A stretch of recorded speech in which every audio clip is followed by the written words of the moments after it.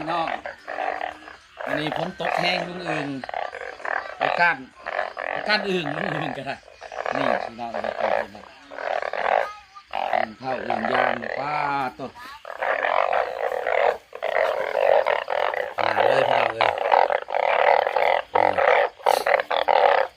นี่เล่นสิถอกเขาเบิ่งเลยเถื่อนพี่น้องเลยงานลูกเอืองได้นี่ลงรักเสาหกพี่น้องลงรักเสาหกเอืองร้ายเลยบ่นี่พี่น้องเอ้ยคำมืดตื่นตาเลยพากันมาการอึ่งพ้นตกเซโนมานี่ก็เลยพากันมาการอึ่งได้เนี่ยจักแม่นไผเป็นไผเนี่ยขณะทีมงานเพิ่นแม่นเบิดดิไอ้น้องเฮา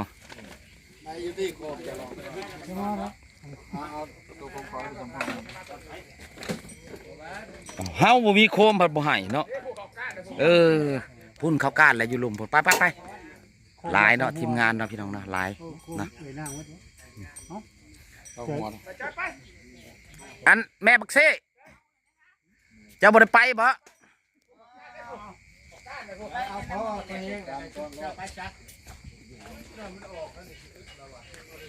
โอ้ยเย็นร้าย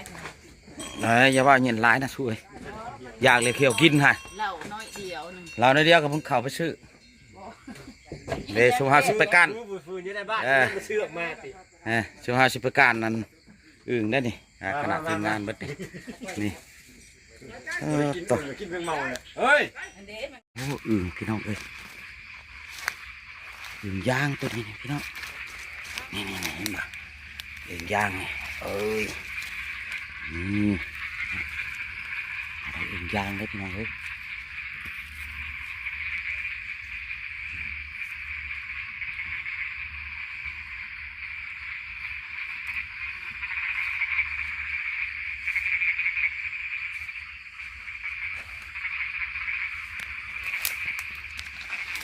การอื่นพี่น้องเอ้ยฝนตกใหม่เนาะการอื่นได้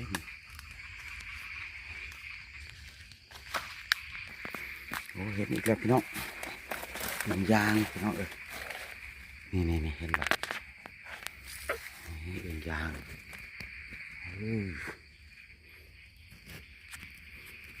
เผากับบุคอยนี่ลายแล้วพี่น้องนี่เห็นมาพี่น้องนี่เห็นมาฝนตกใหม่พี่น้องเลยอื่นยางเนาะกำลังออกเลยพี่น้องฝนหน้ากระตกหาเดียวแห้งขนาดเลยเซโนเนาะ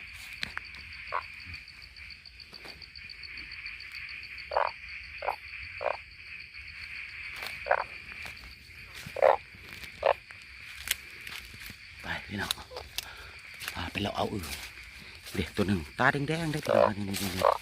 เห็นมั้ยนี่เห็นมั้ยพี่น้องนี่เห็นมั้ย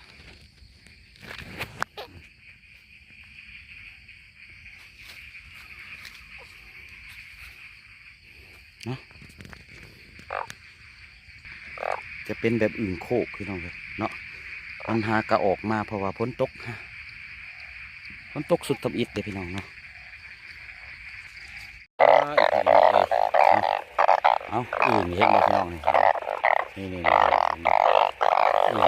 ในไข่เลยในไข่เลย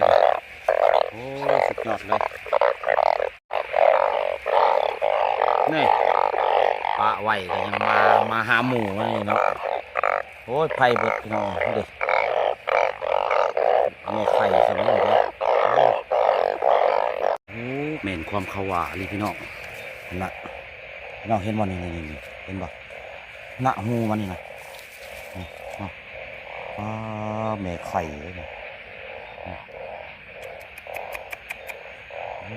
อึ่งแม่ไข่เนาะอึ่งเผาไว้นี่อยู่เขตนี่นี่พี่น้องเห็นไหมไข่เบิดได้นี่เห็นไหมน้ำมันหักกระขึ้นมาเนาะเห็นไหมพี่น้องโอ้น่ะมันหักกระขึ้นมาในหูมันเห็นไหมพี่น้องหูมันนี่เห็นไหม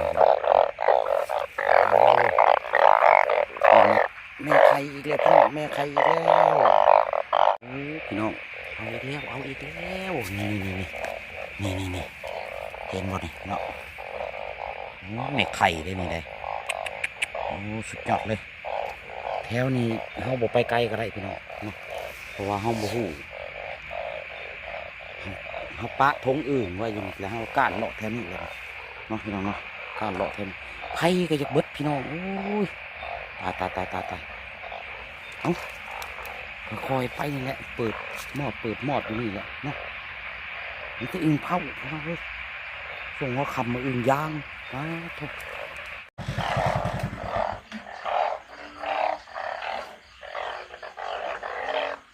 นี่พี่น้อง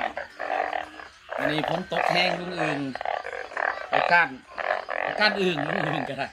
นี่พี่น้องไปอึ่งเผาอึ่งยางป้าต้นมาเลยพี่น้องเลย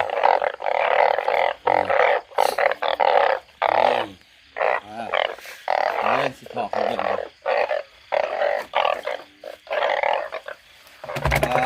ถึงพี่น้องเลยงานลูกเอืองนี่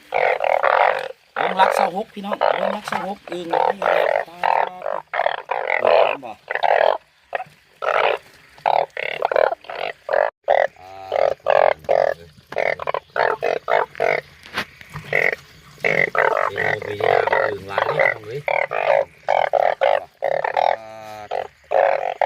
ทีมงานยังมานอนอยู่รอถ่าเบิ่งอื่นลุงอื่น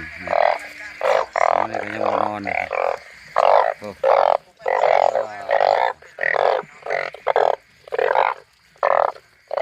ดงรักเสาหกหลายเลยพี่น้องเลยเนาะคนก็หลาย